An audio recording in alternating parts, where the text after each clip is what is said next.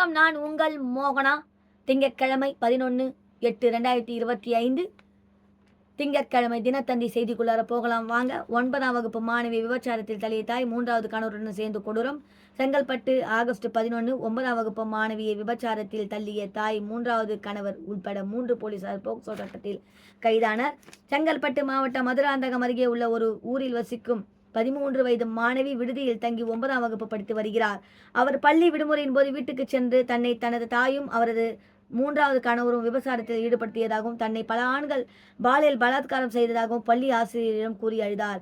அதை கேட்டு அதிர்ச்சியடைந்த ஆசிரியர் குழந்தைகள் உதவி மையம் மற்றும் மேல்மருவத்தூர் அனைத்து மகளிர் போலீஸ் நிலையத்துக்கு தகவல் தெரிவித்தார். அதன் பேரில் போலீசார் தீவிரமாக விசாரணை நடத்தி வருகின்றனர்.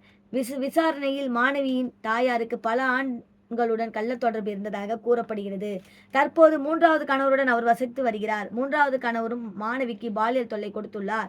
அத்துடன் மாணவியின் தாயாருடன் சேர்ந்த மாணவியை கட்டாயப்படுத்தி விபச்சாரத்தில் ஈடுபடுத்தியதும் தெரிய வந்தது. தாயின் கொடுமையை தாங்காமல் மாணவி விடுதலையே இருந்துள்ளார்.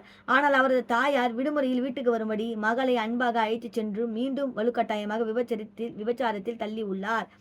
இதற்காக மதுராந்தகத்தில் உள்ள ஒரு விடுதியில் அறையெடுத்து அங்கு வாடிக்கையாளர்களை வரவழைத்து மாணவியை அனுப்பி விபச்சாரத்தில் ஈடுபடுத்தி பணம் சம்பாதித்தாக கூறப்படுகிறது.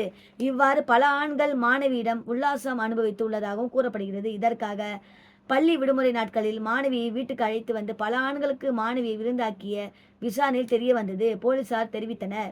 இதையடுத்து பெற்ற மகளை விபச்சாரத்தில் தள்ளிய மாணவியின் தாயார், அவரது 3வது கணவரும் மற்றும் உடந்தையாக இருந்த அவரது நண்பர்கள் ஆகிய 3 பேரையும் போக்சோ சட்டத்தின் கீழ் போலீசார் கைது செய்தனர். பாதிக்கப்பட்ட மாணவியை அரசு காப்பகத்தில் ஒப்படைத்தனர். இத்துடன் இந்த செய்தி அறிக்கை. நன்றி, வணக்கம்.